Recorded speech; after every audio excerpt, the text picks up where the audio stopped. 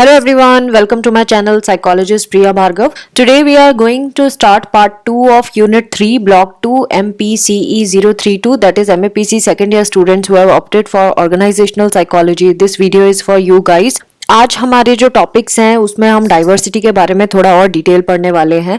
First part मैं already upload कर चुकी हूँ, उसका लिंक आपको डिस्क्रिप्शन सेक्शन में मिल जाएगा और इस सेकंड पार्ट में हम ये यूनिट को कंप्लीट करेंगे। सो फर्स्ट टॉपिक जो आज के वीडियो का है वो है मैनेजिंग डाइवर्सिटी। डाइवर्सिटी को हम कैसे मैनेज कर सकते हैं। इसको मैनेज करने के लिए हमने इसको 2 पार्ट्स में डिवाइड किया है। First is individual approaches and second is organisational approaches. So of course नाम से ही पता चल रहा है, इंडिविजुअल अप्रोचेस मतलब इंडिविजुअली कोई इंसान कैसे डाइवर्सिटी के बारे में समझ सकता है, क्या एफर्ट्स कर सकता है जिससे वो डाइवर्सिटी को और अच्छे से पहचाने, जाने और कैसे बिहेव करते हैं वो सीखे। और ऑर्गेनाइजेशनल अप्रोचेस मतलब ऑर्गेनाइजेशन क्या कर सकती है। सो फर्स्ट हम individual approaches to managing diversity इस टॉपिक पे पढ़ाई करेंगे। सो इसके 2 मेन एस्पेक्ट्स बताए हैं जिसके थ्रू इंडिविजुअल अप्रोचेस हम अप्लाई कर सकते हैं। ये 3 अप्रोचेस यहाँ पे बताई हैं। पहली लर्निंग है, दूसरी कम्युनिकेशन है और तीसरी एम्पैथी है। इन 3 अप्रोचेस से हम डाइवर्सिटी को मैनेज कर सकते हैं, समझ सकते हैं। लर्निंग का मतलब होता है जब हम या तो रियल लाइफ या फिर सिमुलेशन एक्सपीरियंस करें उस पर्टिकुलर सिचुएशन का जहां पे हमें डाइवर्सिटी को हैंडल करना है। तो रियल लाइफ होगा जब आप रियल लाइफ में लोगों से इंटरेक्ट करोगे जो डाइवर्सिटी बैकग्राउंड से बिलोंग करते हैं। और सिमुलेशन होता है जब आप रियल में नहीं मिल रहे हैं लेकिन कुछ सिनेरियोज को आप समझ रहे हैं, पढ़ रहे हैं कंप्यूटराइज्ड वे में या ऑनलाइन देख रहे हैं वीडियोज के थ्रू। सो उससे आप सिमुलेट कर सकते हैं कि उन सिचुएशन में क्या किया जाएगा। तो बेसिकली जो मैनेजर्स होते हैं ऑर्गेनाइजेशन के, वो अगर अनप्रिपेयर्ड हैं, उनको कोई आइडिया नहीं है या फिर वो अनश्योर हैं कि उस सिचुएशन में कैसे रेस्पॉन्ड करना है, तो वो बड़ी मुश्किल में पड़ जाते हैं। सो दैट इज वाई जो मैनेजर्स हैं उनको कॉन्शियस एफर्ट करना पड़ेगा सीखने के लिए कि कैसे कौन से बिहेवियर अप्रोप्रिएट माने जाते हैं जब हम डाइवर्सिटी को मैनेज करने की बात करते हैं। Second is communication. कम्युनिकेशन मतलब कि मैनेजर जो है वो कंटिन्यूसली अगर कम्युनिकेट करता है डिफरेंट एज ग्रुप से, रेशियल बैकग्राउंड से, डिसेबिलिटीज जिन लोगों में होती है उनसे, सो वो समझ सकेगा बेटर तरीके से कि कौन कौन सी चीज़ें हैं जो इम्पोर्टेंट होती हैं उनके लिए।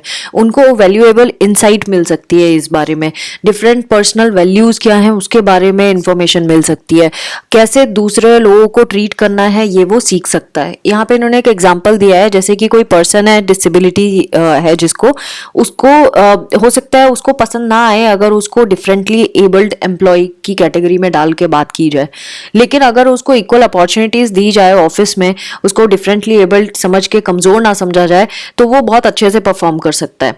सो ये एक इंपॉर्टेंट पार्ट होता है लर्निंग प्रोसेस का, जहाँ पे जिसमें इसी में कम्युनिकेशन में इन्होंने दूसरा पार्ट दिया है फीडबैक। फीडबैक आप थर्ड पार्ट करके भी एड ऑन कर सकते हो अपने पॉइंट्स में, जैसे 4 पॉइंट्स बना सकते हैं, 3 की बजाय 4 point, and third point feedback डाल के ले सकते हैं। फीडबैक का मतलब होता है मैनेजर जो है वो फीडबैक ले सकता है एम्प्लॉइज से किस तरह से, और फीडबैक जब भी ले रहा है तो उसको एज अ ऑफेंस ना ले, उसको एक पॉजिटिव वे में फीडबैक को कंसीडर करे। सो वो ज़्यादा अच्छे से मैनेजर समझ पाएगा कि किस तरह से हैंडल किया जाना चाहिए, किस तरह से मैनेज किया जाना चाहिए। और थर्ड इसमें यहाँ पे कैटेगरी दिया है एम्पैथी। एम्पैथी क्या होती है? वो एबिलिटी होती है जब आप सामने वाले की प्लेस में खुद को रख के उसके पॉइंट ऑफ व्यू को समझने की कोशिश करते हैं। सो इससे हमें प्रॉब्लम्स और चैलेंजेस जो इंसान फेस कर रहा है वो अच्छे से हमारे को समझ आने लगता है। Empathy again important role play करती है जब हम सामने वाले की प्रॉब्लम को समझना चाहते हैं एक डिटेल में, मतलब जो हमें वैसे कोई बोले तो हमें समझ नहीं आता, लेकिन जब हम उसके साथ रहते हैं तो हमें ज़्यादा समझ में आता है कि इशू कहाँ पे है। जैसे विमेन की बात करें ऑफिसेज में, अगर उनको ये बोला जाए कि हमारे लिए कॉफ़ी लेके आओ, मेल कॉलीग ने बोला, तो ये एक नॉर्मल सी बात है, कोई इसमें कोई पॉइंट आउट नहीं करेगा। लेकिन अगर वो एक ऐसी बात बन गई जहां पे बार बार उसको पॉइंट आउट किया जा रहा है कि भाई तुम हमारे लिए मेल्स के लिए लेके आओ, तो यानी कि वो उसके रोल को ये एक्सपेक्ट किया जा रहा है कि क्योंकि she is a female she has to do this work, तो ये एक प्रिजडिस हो गया। लेकिन अगर आप इसको इस तरह से कंसीडर कर रहे हैं कि ठीक है जितना फीमेल कॉफी ला रही है उतना ही मेल्स भी फीमेल के लिए ला रहे हैं, तो ये न्यूट्रलाइज हो जाती है। ऐसे यहाँ पे एक और एग्जांपल इन्होंने दिया है जूस का। जूस जो है उनको संडे को रोका जाता है काम करने से, they are forbidden to work on Sundays. So ये एक कोई ऐसा चीज है। एंड देन वो हो सकता है अगर आपने ऐसा बोला किसी जू को जो इस तरह की थॉट नहीं रखता है, तो उसको वो ऑफेंस भी लग सकता है। Organisational approaches to managing diversity क्या है, इसमें बहुत सारी टेक्निक्स होती हैं, उनमें से कुछ के बारे में उन्होंने यहाँ पे डिस्कस किया है। जैसे फर्स्ट इज टेस्टिंग। जो ऑर्गेनाइजेशन है जब भी सिलेक्शन करता है लोगों का रिक्रूटमेंट के प्रोसेस में, तो वो इवेलुएट करता है लोगों कि क्या उनको नॉलेज है, क्या स्किल्स है, उसके बेसिस पे फिर उनका रिक्रूटमेंट होता है कंपनी में। सो अगर टेस्ट इस तरह से डिजाइन किए जाएं, इंस्टेड ऑफ जस्ट थिंकिंग कि भाई डोमिनेंट ग्रुप है बस उसी के बारे में सोच के अगर डिजाइन किया जाए तो ये गलत होगा। अगर हम माइनॉरिटीज को कंसीडर करते हुए या फिर न्यूट्रल टेस्ट बनाएं जिसमें कोई भी ऑफेंसिव फील ना करे, तो वो टेस्ट ज्यादा बेटर होते हैं। उससे एक जैसे पहले ट्रेडिशनल जो वर्कफोर्स होती थी उसमें डाइवर्सिटी तो होती नहीं थी, तो एक मेजर जो ग्रुप होता था उसके बेसिस पे ही टेस्ट डेवलप किए जाते थे। अब क्योंकि डाइवर्सिटी है ऑर्गेनाइजेशन में, सो जॉब स्पेसिफिक टेस्ट करना ज़्यादा अच्छा है इंस्टेड ऑफ एप्टीट्यूड टेस्ट करना, नॉलेज टेस्ट करना। इसका तो कोई काम ही नहीं है। सो जब भी आप हायर करते हैं किसी को, तो ये कंप्यूटर प्रोग्रामर जो होते हैं वो ऐसे टेस्ट बनाए कंपनी के लिए जो उसकी सिर्फ नॉलेज टेस्ट करना चाहता है। वो उसको कहीं भी एप्टीट्यूड टेस्ट की तो जरूरत ही नहीं है। अगर किसी कंप्यूटर प्रोग्रामर का आप टेस्ट लेना चाहते हो, तो हमें ये जानना है कि वो प्रोग्रामिंग की नॉलेज है या नहीं है। उसको ये नहीं जानना कि उसमें एप्टीट्यूड है या नहीं है, उससे कोई लेना देना नहीं होता। सो दैट इज वाई एक पर्टिकुलर जॉब स्पेसिफिक टेस्ट बनाना ज्यादा अच्छा है, कल्चरली अनबायस्ड टेस्ट बनाना ज्यादा अच्छा है। तो ये टेस्टिंग के टाइम पे एक ऑर्गेनाइजेशन को इन चीजों को ध्यान रखना पड़ेगा कि वो कितना मेजर रोल प्ले करते हैं इन चीजों में। एंड देन पर्सनल इंटरव्यूज के थ्रू हम पता लगा सकते हैं किसी इंडिविजुअल के अंदर क्या है, उसकी कैपेबिलिटीज क्या है। रोल प्ले के थ्रू हम पता लगा सकते हैं। जैसे पेपर पेन पेंसिल है तो उसको साइंटिफिक नॉर्मिंग से हम कर सकते हैं। ऐसे इसका मतलब होता है वो प्रोसेस जहाँ पे हम इंश्योर करते हैं कि कल्चर हर एक कल्चर को इक्वली वो ट्रीट करते हैं टेस्ट में। तो सारे जो टेस्ट के क्वेश्चंस है वो उसका मीनिंग सेम ही निकलेगा रिगार्डलेस ऑफ कल्चरल बैकग्राउंड, यानी कि उसमें कोई भी ऐसे टर्म्स नहीं होंगे जिससे किसी के कल्चर को शॉक लग जाए या किसी को अपने ऊपर अटैक लग जाए। ऐसे कोई टेस्ट नहीं होंगे। तो साइंटिफिक नॉर्मिंग से हम ये नलिफाई कर सकते हैं। अगर कोई ऐसे वर्ड आ गए जो किसी को अटैक करता हो तो वो हटा सकते हैं। Now training. डाइवर्सिटी ट्रेनिंग एक ऐसा पार्ट है जो अगर ट्रेनिंग प्रोग्राम में रेगुलरली डाला जाए तो लोग सीखना शुरू कर देते हैं। इसके दो पार्ट आते हैं डाइवर्सिटी ट्रेनिंग के। फर्स्ट पार्ट होता है जहाँ पे हम ट्रेनिंग प्रोवाइड करते हैं एम्प्लॉयज को कि वो डाइवर्स बैकग्राउंड के बारे में समझे और किस तरह से उनको बेटर परफॉर्म करना है अपने जॉब में, और प्रमोशन के लिए किस तरह से रेडी होना है उस चीज को लेके। एंड दूसरा पार्ट होता है डाइवर्सिटी ट्रेनिंग का कि उसमें जो ट्रेनिंग मैनेजर्स होते हैं या फिर जो एम्प्लॉयज होते हैं जो डील करते हैं डाइवर्स बैकग्राउंड के एम्प्लॉयज को, वो डाइवर्सिटी को कैसे इफेक्टिवली हैंडल करें। तो पहला है जो प्रमोशन एंड जो एग्जिस्टिंग जॉब है उसमें कैसा बेटर परफॉर्म करना है उसके लिए, और दूसरा कैसे डील करना है। दो पार्ट होते हैं ट्रेनिंग में। डाइवर्सिटी ट्रेनिंग एक बहुत पॉपुलर मेथड है जिसमें जो एक और टेक्निक इसमें बताई है। इसमें क्या किया है, लोगों को डिवाइड किया है ग्रुप्स में उनके सर्टेन कॉमन फैक्टर्स देखते हुए, और हर एक ग्रुप को ये बोला है कि अपने ग्रुप के बारे में दूसरे ग्रुप्स को बताओ। दूसरे ग्रुप उसको सुनेंगे एंड फिर वो डिस्क्राइब करेंगे कि वो क्या समझे।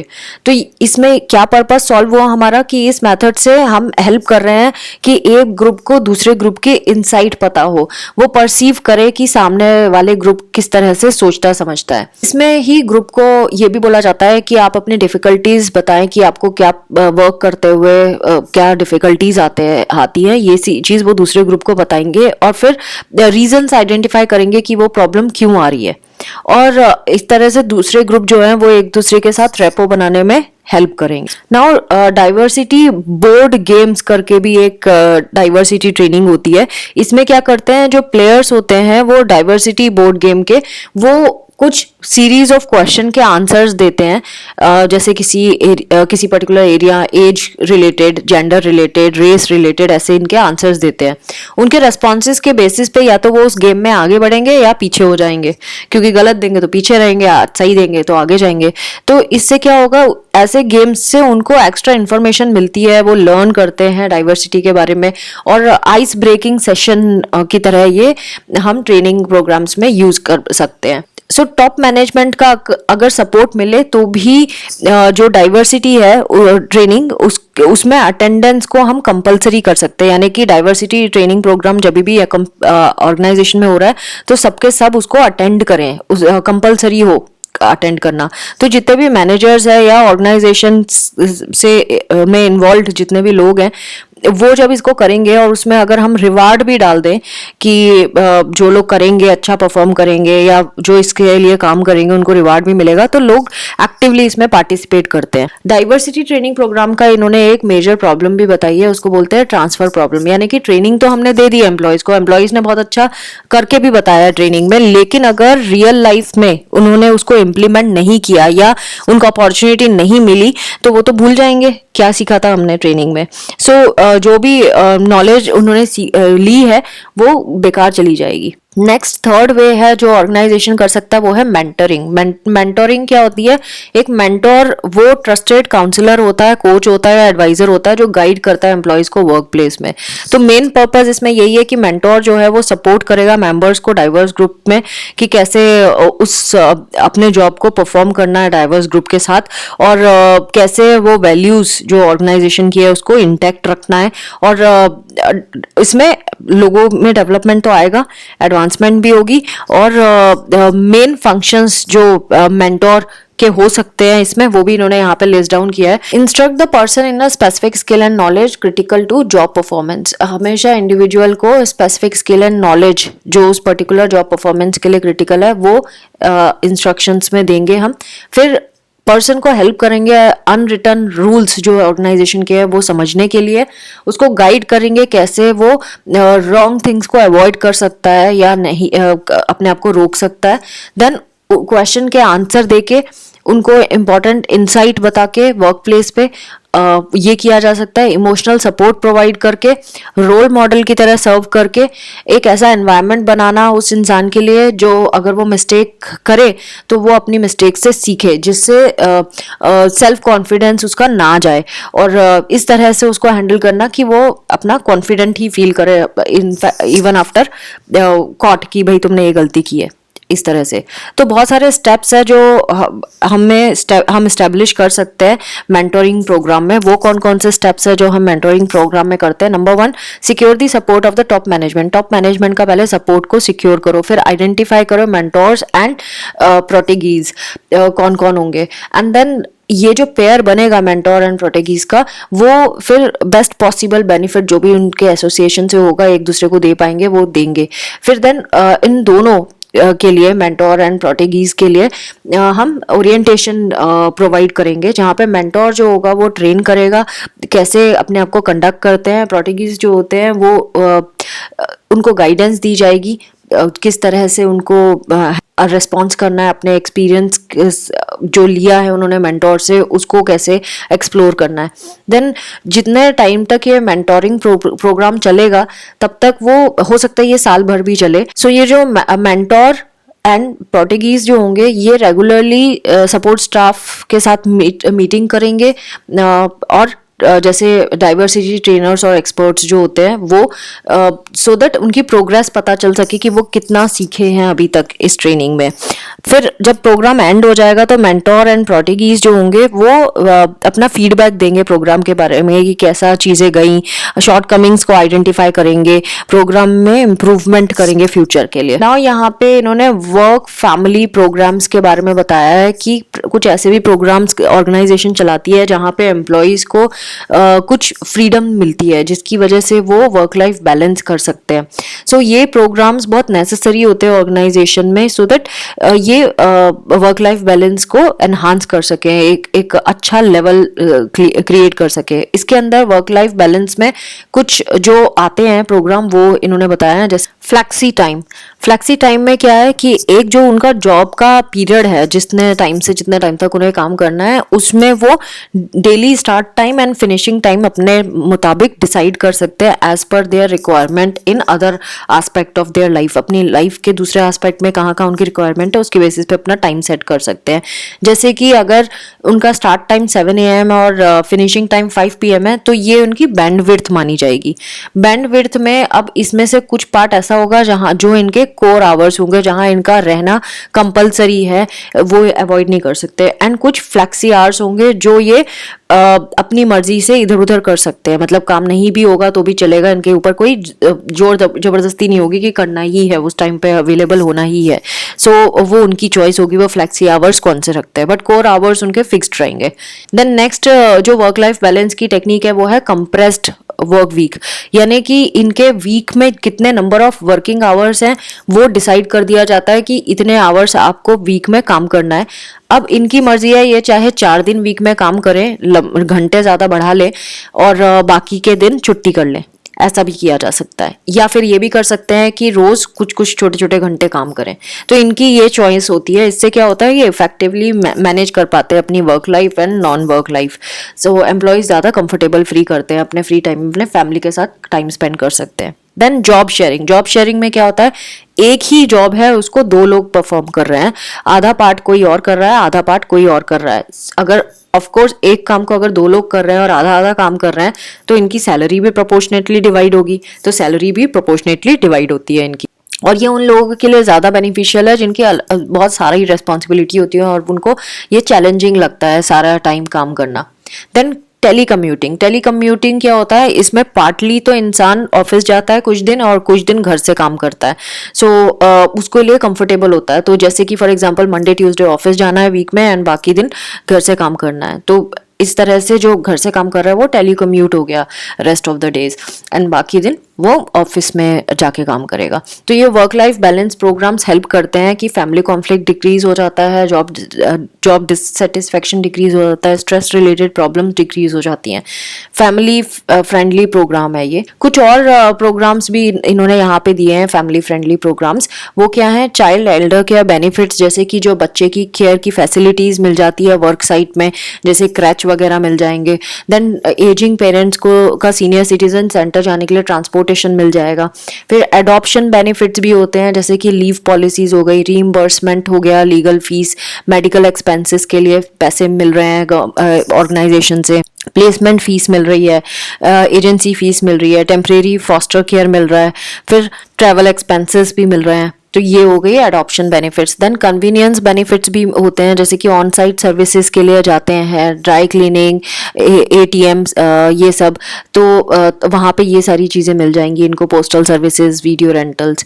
लाइफ साइकिल अकाउंट्स भी होते हैं इनके, जो सेविंग अकाउंट्स जैसे होते हैं, जो एक स्पेसिफिक लाइफ इवेंट्स जैसे कि कॉलेज एजुकेशन, इन सब के लिए पैसा बचाने के लिए खोले जाते हैं।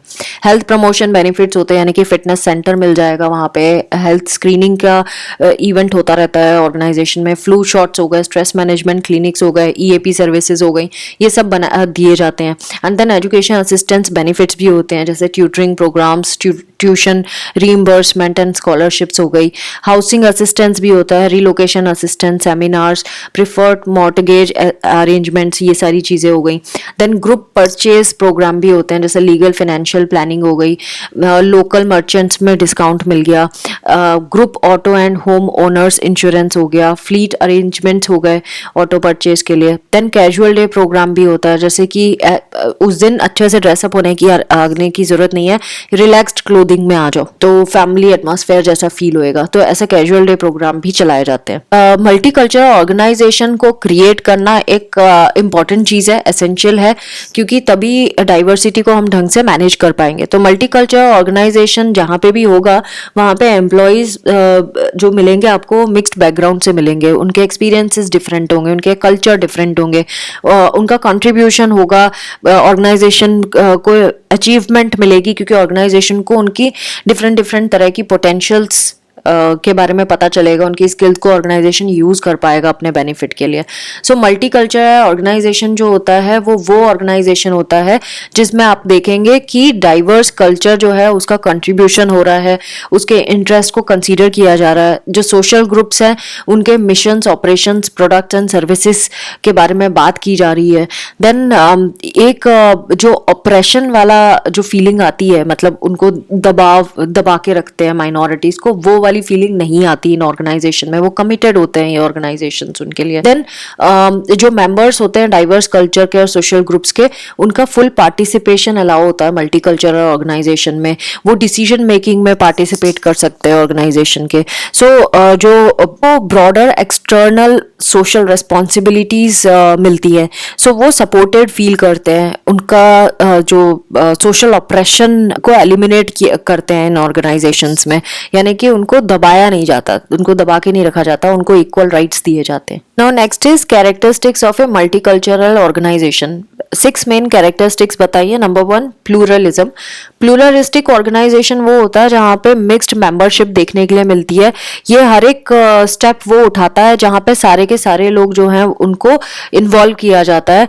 डोमिनेंट ग्रुप करके कुछ होता नहीं है। एंड हमेशा इन्हें ट्रेनिंग दी जाती है, ओरिएंटेशन प्रोग्राम दिए जाते हैं, सो दैट हम ये डाइवर्सिटी को प्रमोट कर सके। माइनॉरिटी ग्रुप्स को इंश्योर करें कि भाई उनको डिसीजन लेने की पावर है और वो पार्टिसिपेट कर सकते हैं ऑर्गेनाइजेशन के हर एक मिशन में। सेकंड जो कैरेक्टरिस्टिक्स है वो है फुल स्ट्रक्चरल इंटीग्रेशन। सो ऑर्गेनाइजेशन में माइनॉरिटी ग्रुप मेंबर्स जो होते हैं वो हर एक लेवल पे काम करते हुए आपको दिखाई देंगे, वो डिफरेंट फंक्शंस परफॉर्म करते हुए दिखाएंगे। तो हर एक जो वर्क ग्रुप है उसमें उनका पार्टिसिपेशन आपको दिखाई देगा। तो ऐसे ऑर्गेनाइजेशन जो होंगे ये फुल स्ट्रक्चरल इंटीग्रेशन माने जाते हैं अगर इनमें ऐसा होता है। तो ये जो ऑर्गेनाइजेशन होंगे ये equal distribution of educational specialities and skill के ऊपर वर्क करेंगे। सबको, सारे जितने भी डिफरेंट बैकग्राउंड से आ रहे हैं उन सबको ये चीजें मिलेंगी। Performance appraisal, reward system, benefits, work schedule, ये सारा इक्वली डिस्ट्रीब्यूटेड दिखाई देगा। इंटीग्रेशन ऑफ इनफॉर्मल नेटवर्क्स, यानी कि मेंटरिंग प्रोग्राम्स हो गया, स्पेशल सोशल इवेंट्स हो गए, सपोर्ट ग्रुप्स हो गए, ये माइनॉरिटीज के लिए चलाया जाएगा सो दैट उनको इंटीग्रेशन वाली फीलिंग आए कि हमें, हमारा नेटवर्क है, हमारा कोई ग्रुप है। तो माइनॉरिटी ग्रुप मेंबर्स जो होते हैं वो इसको एज अ अपॉर्चुनिटी देखते हैं, वो अपने आप को एक्सप्रेस कर पाते हैं, इंटरेक्ट कर पाते हैं डोमिनेंट ग्रुप मेंबर्स के साथ, और बेटर अंडरस्टैंडिंग होती है दोनों ग्रुप्स की एक दूसरे के साथ। देन एब्सेंस ऑफ प्रेजुडिस, यहाँ पे इन जो ऑर्गेनाइजेशन होते हैं मल्टीकल्चरल ऑर्गेनाइजेशंस, यहाँ पे सारे मेंबर जो हैं हार्मनी के साथ रहते हैं, कहीं पे कोई प्रेजुडिस दिखाई नहीं देता। डिस्टिंक्ट जो स्टीरियोटाइपिंग एंड बायसेस हैं वो बिल्कुल एब्सेंट होते हैं इन ऑर्गेनाइजेशंस में। और ये इक्वल अपॉर्चुनिटी सेमिनार्स करते हैं, इन हाउस फोकस ग्रुप्स होते हैं इनके, जो एग्जामिन करते हैं लोगों के एटीट्यूड्स, बायसेस अगर उनको दिख रहा है डाइवर्सिटी के टूवर्ड्स। ऐसे टास्क फोर्सेस होते हैं जो मॉनिटर करते रहते हैं ऑर्गेनाइजेशन की पॉलिसीज एंड प्रैक्टिसेस, जिससे ये इंश्योर कर सके कि डिस्क्रिमिनेशन नहीं हो रहा है। And then fifth characteristic is equal identification with goals. ये सेंस ऑफ आइडेंटिटी डेवलप करते हैं ऑर्गेनाइजेशन के गोल और ऑब्जेक्टिव के साथ इनमें। सो सारे एम्प्लॉयज में ये सेंस ऑफ आइडेंटिटी आपको दिखाई देगी। सिंपली सिर्फ माइनॉरिटी नहीं बल्कि सारे जितने एम्प्लॉयज है सबके अंदर इक्वली इनमें ओनरशिप होगी ऑर्गेनाइजेशन के गोल के प्रति। ये अचीव करेंगे सारे जितने भी माइनॉरिटी ग्रुप के मेंबर्स हैं, ये इनमें अचीवमेंट की फीलिंग होगी। इनके लिए कुछ ऐसे चीजें डिफाइन की जाएंगी या ट्रेन की जाएंगी सो दैट ये ऑर्गेनाइजेशनल गोल को की डिफाइनिंग एंड उसके फॉर्मुलेटिंग में अपना कोऑर्डिनेशन दे सके, अपना कोऑपरेशन दे सके। सो जितने भी ग्रुप्स हैं एम्प्लॉयज के, वो सारे अपने आप को आइडेंटिफाई करेंगे ऑर्गेनाइजेशन के साथ। Then minimal inter group conflicts कम होंगे क्योंकि कल्चरल डिफरेंसेस रह नहीं पाएंगे, सबको एक दूसरे के बारे में पता होगा। तो एक तरह से एक ही ग्रुप माना जाएगा। वो सारे एम्प्लॉयज को ट्रेनिंग दी जाएगी कैसे पॉजिटिव एटीट्यूड डेवलप किया जाए, कौन से टूल्स इफेक्टिव है कॉन्फ्लिक्ट रिजोल्यूशन के लिए। तो जो मैनेजर्स है उनको ट्रेन किया जाता है कैसे मीडिएट करना है, सुनना है जब भी कॉन्फ्लिक्ट रिजोल्यूशन वो करते हैं। सो कॉन्फ्लिक्ट रिजोल्यूशन में बहुत मेजर पार्ट रोल प्ले कर सकते हैं managers. Next is stages in the creation of a multicultural organisation. Multicultural organisation develop कैसे होता है, उसमें different different types of organisation उन्होंने बताया है और कैसे ये प्रोग्रेस होते हुए मल्टीकल्चरल ऑर्गेनाइजेशन पे पहुंचते हैं। तो अब इसको हम दो तरह से देख सकते हैं। पहला, कैसे कैसे किस किस तरह के ऑर्गेनाइजेशन होते हैं। दूसरा, ये एक स्टेजेस है, पहले ऑर्गेनाइजेशन ऐसा होता है, फिर ऐसा होता है, फिर ऐसा होता है, ऐसे करके लेवल बढ़ता जाता है। तो पहला जो होता है वो एक्सक्लूशनरी ऑर्गेनाइजेशन होता है। एक्सक्लूशनरी ऑर्गेनाइजेशन वो ऑर्गेनाइजेशन है जहां पे मल्टीकल्चरल ऑर्गेनाइजेशन का जस्ट ऑपोजिट वर्क आपको दिखाई देगा। एक डोमिनेंट ग्रुप होगा, जो वन ग्रुप मेजॉरिटी वाला, वो अलग से आपको दिखाई देगा वहां पे। और हायरिंग प्रैक्टिसेस भी इसी तरह की होंगी जहां पे डिस्क्रिमिनेशन दिखाई देगा दूसरों के साथ। सिर्फ जो मेजॉरिटी डोमिनेंट ग्रुप है उन्हीं को ही हायर किया जाएगा। Next is club organisation. Club organisation में कुछ लोग ऐसे होंगे जिनके हाथ में पावर होगी और उन्हीं को ही सारे प्रिविलेजेस मिले होंगे। वो उनको हायरिंग के टाइम पे भी उनको वो माइनॉरिटीज का ऐसे दिखाएंगे कि हम भाई हायर करते हैं, लेकिन बेसिकली उनका मेन चीज यही रहेगा कि जो ये प्रिविलेज्ड ग्रुप्स है जो ट्रेडिशनली पावर में है उन्हीं को ही ये हायर करेंगे। लेकिन ये दिखावा ऐसा करेंगे जैसे कि हम ऐसा नहीं करते हैं, लेकिन वो करते हैं। कंप्लायंस ऑर्गेनाइजेशंस जो होते हैं, ये ऊपर के जो दो हमने पढ़े हैं उनसे थोड़ा बेटर होगा, लेकिन इनका मेन वही होगा कि इसमें ये लोगों को हायर करेंगे डाइवर्स बैकग्राउंड से, लेकिन ये कमिटेड नहीं होंगे। इनके लिए कुछ ज्यादा काम नहीं कर रहे होंगे। डाइवर्सिटी इन ऑर्गेनाइजेशन में दिखाई तो देगी, लेकिन ये उनके लिए कुछ करेंगे नहीं। ये उन लोगों को ज्यादा हायर करेंगे जो इनके बेनिफिट के लोग हैं। सो अपने अकॉर्डिंगली ये चलाने की कोशिश करेंगे सबको। नाम से ही पता चल रहा है, कंप्लायंस, अपने अकॉर्डिंगली चलवाना। एफर्मेटिव एक्शन ऑर्गेनाइजेशन, ये प्रोएक्टिवली कमिटेड होते हैं डिस्क्रिमिनेटरी प्रैक्टिसेस को हटाने के लिए और डाइवर्सिटी को प्रमोट करने के लिए। एक्टिवली ये सपोर्ट भी करते हैं। Women, minorities, older employees, challenged लोग, सबको ये हायर करेंगे। और एम्प्लॉयज का भी परसेप्शन यही रहेगा कि उनको बेनिफिट मिलेगा यहाँ पे काम करने से, लेकिन उनको लेस कॉम्पिटेंट ही कैटेगरी में रखा जाएगा। उनको ज़्यादा प्रमोशंस नहीं मिलेंगे, उनको बहुत सारी चीज़ें ऐसे दिखाई देंगी जहाँ पे इनको समझ में आएगा कि हमें रखा तो है दिखाने के लिए कि भाई हाँ ये ऑर्गेनाइजेशन है, बट हमारे को वो इक्वल नहीं समझ रहे हैं, हमारे को लेस ही कॉम्पिटेंट समझ रहे हैं। सो इस तरह की फीलिंग आएगी वहाँ के एम्प्लॉयज़ को जब वो यहाँ काम करेंगे। सो कोई भी और इसमें जो मल्टीकल्चरल ऑर्गेनाइजेशन की आइडियोलॉजी है उससे ये शॉर्ट ही पड़ेगा। Next is redefining organisations. ये इनकी कैरेक्टरिस्टिक्स जो होंगी, जब आप देखेंगे सारे एक्टिविटीज वैसे ही होंगे जो एक ऑर्गेनाइजेशन में हम देखते हैं कि सारे एम्प्लॉयज को अपॉर्चुनिटीज देंगे ग्रोथ एंड सक्सेस के लिए। ये ऑर्गेनाइजेशन थोड़े से anti resist and anti sexist भी दिखाई देंगे कि हाँ भाई के बियॉन्ड जाके भी ये काम करते हुए दिखाई देंगे। देन इनके जो कोर वैल्यूज जो होंगी कल्चर की, उसके ऊपर ये क्वेश्चन करते हुए भी दिखाई देंगे। इफेक्टिवली ये डाइवर्सिटी से डील भी करेंगे, अंडरस्टैंड करेंगे डाइवर्सिटी की वैल्यू और पोटेंशियल एडवांटेजेस भी टैप करने की कोशिश करेंगे ये डाइवर्स वर्कफोर्स से। Now coming to multicultural organisation, अब इसमें और इसमें कैसे फ़र्क आया। कोर कल्चरल वैल्यूज़ जो होंगी ये इनकी यही होंगी कि हम डाइवर्सिटी से कमिटेड रहें।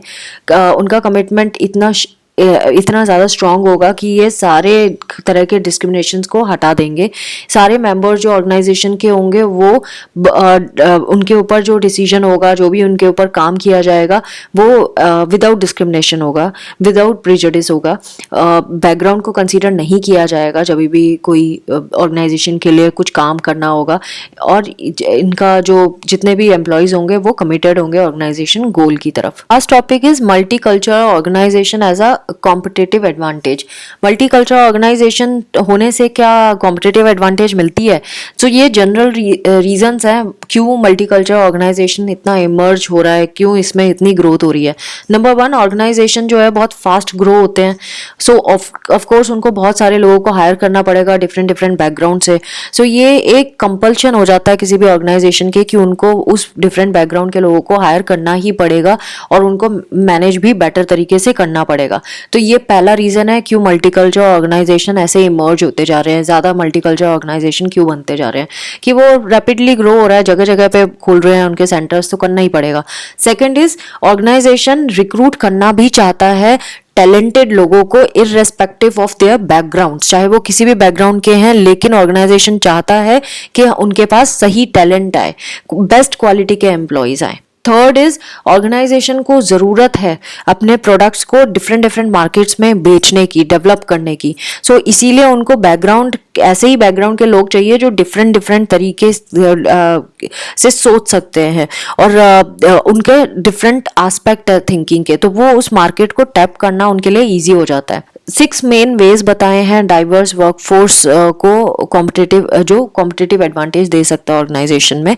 Number 1, cost. जब डाइवर्सिटी को मैनेज करते हैं तो ऑर्गेनाइजेशन ना अपने बहुत सारा पैसा वो बचा भी सकता है। कैसे बचा सकता है? क्योंकि उन्होंने एम्प्लॉय रखा है, तो अब उन्हें किसी और को बाहर एक्सटर्नल सोर्स से हायर करना नहीं पड़ेगा पूछने के लिए कि भैया इस कल्चर में क्या करें, क्योंकि उनके पास तो ऑलरेडी कल्चर का बंदा है, तो कॉस्ट बच गया। Then resource acquisition. जो कंपनीज हैं वो अगर बेस्ट रेप्यूटेड हैं तो, और बेस्ट रेप्यूटेड कैसे हो जाती हैं? जब उन्होंने डाइवर्सिटी को हायर किया है और इक्वल राइट्स के ऊपर काम किया है, तो उनके पास टैलेंटेड वर्कर्स होंगे तो दैट मीन्स उन्होंने ऑटोमेटिकली रिसोर्स को एक्वायर कर लिया है। Then marketing. डाइवर्स ऑर्गेनाइजेशन के लोग अगर काम कर रहे हैं तो उनमें इंसाइट भी होगी मार्केट के बारे में, कल्चरल सेंसिटिविटी भी होगी, तो वो प्रोडक्ट्स को और सर्विसेज को अच्छे से डेवलप भी कर सकते हैं और मार्केट भी कर सकते हैं। तो एक तरह से सारे सेगमेंट्स जो है पॉपुलेशन के, वहां तक ये सामान पहुंचाया जा सकता है। Then creativity. Of course diversity है तो क्रिएटिविटी होगी, अलग तरीके से हर एक लोग सोचेंगे तो हमें बहुत सारे ऑप्शंस मिल जाएंगे क्रिएटिव आइडियाज के। Problem solving and decision making में भी इम्प्रूव हो जाती है जब डाइवर्स पर्सपेक्टिव से हम चीज़ों को देखना शुरू कर देते हैं, लोग एक दूसरे को समझने लग जाते हैं। सिस्टम फ्लैक्सिबिलिटी, टॉलरेंस बढ़ जाता है। डाइवर्स पर्सपेक्टिव होंगे थ्रू आउट ऑर्गेनाइजेशन, तो ऑर्गेनाइजेशन जो होगा वो फ्लूइड होगा, फ्लैक्सिबल होगा, ज़्यादा रेस्पॉन्सिव होगा जब एनवायरनमेंट में चेंजेस आएंगे, क्योंकि organisation is all related to external environmental factors. So अब बाहर एनवायरनमेंट में जो भी चेंजेस आ रहे हैं वो ऑर्गेनाइजेशन को डायरेक्टली इम्पैक्ट करता है। तो अगर हमारे पास डाइवर्सिटी है तो हमारे पास ऑप्शंस होंगे किसी और चीज़ को सोचने का, किसी और चीज़ पे काम करने का। तो friends, this was all about unit 3 of block 2 MPCE 032। I hope आपको ये वीडियो समझ आएगा। Self reading is must, so please self reading जरूर करना। ये सिर्फ ओवरव्यू है और जो मेरे अकॉर्डिंगली मुझे समझ आया वो मैंने आपको बताया। आपका खुद का पढ़ना बहुत जरूरी है। Thanks for watching and do not forget to subscribe, like and share this video with rest of the students. Take care of yourself. Bye bye.